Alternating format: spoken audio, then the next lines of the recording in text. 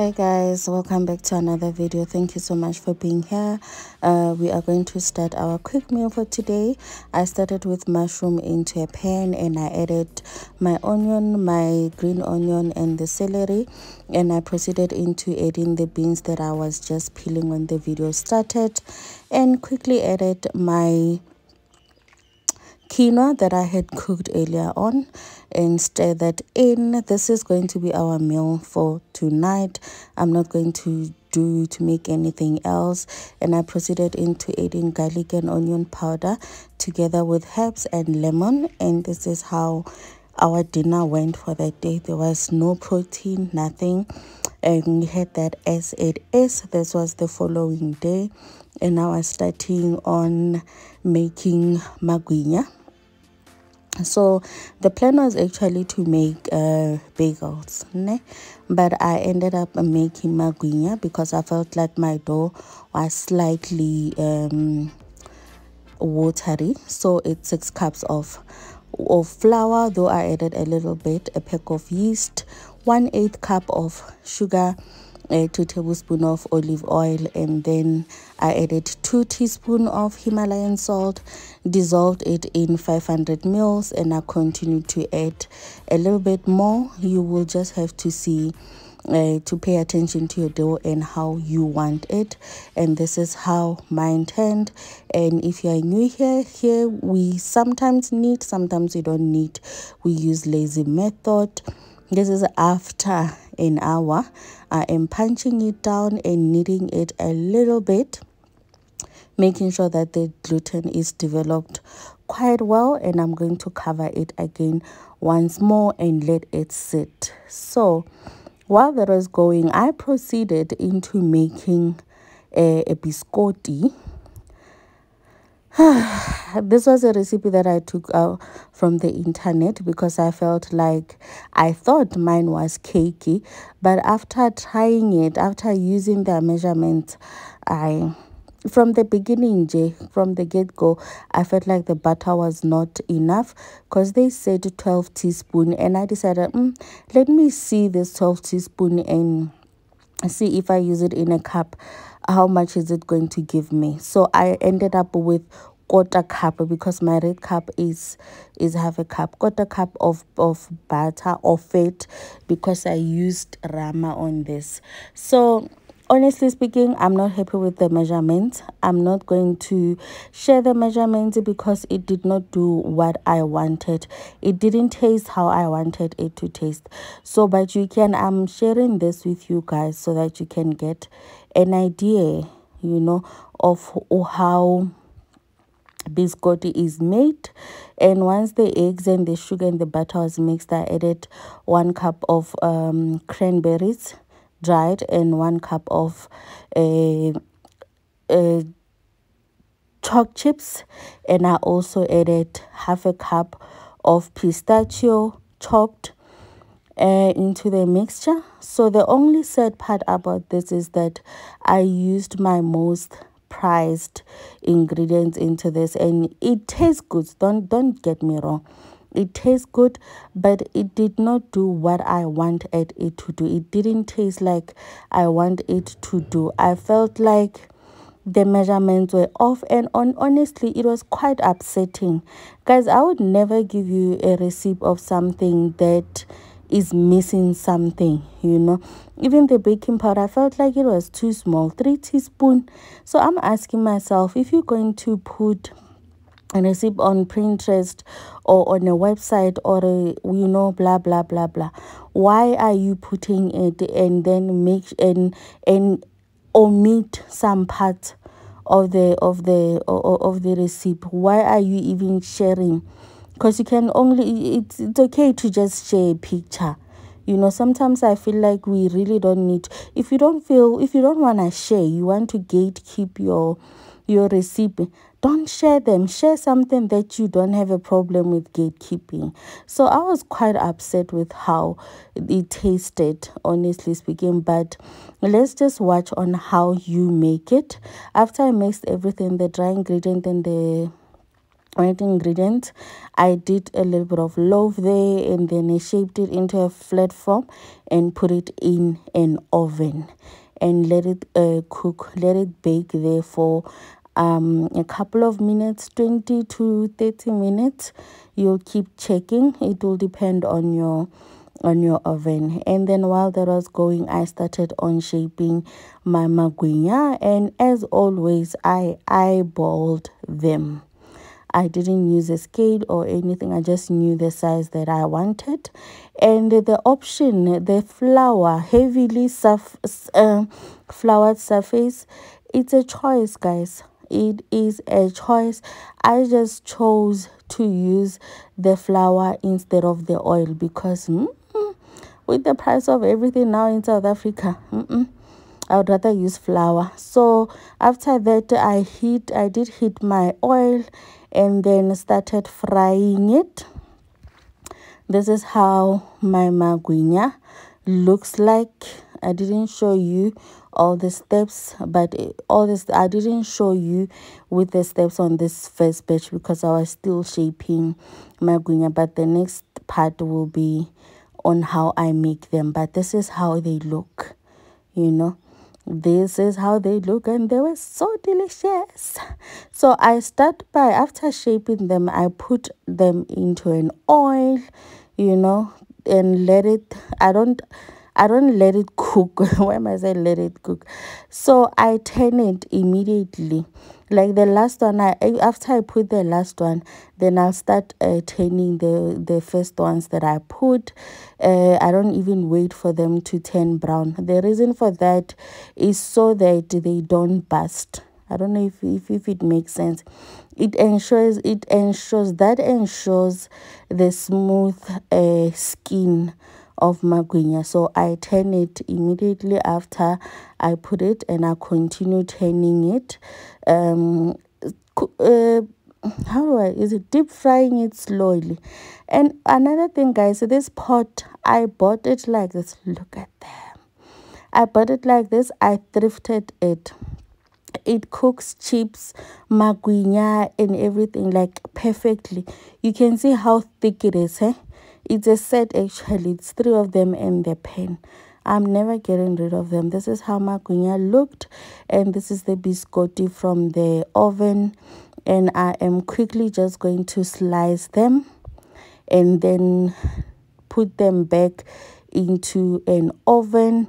Bake them again at 100 degrees or 110 degrees up until all the moisture is gone. That's how I do it. So this is my laundry.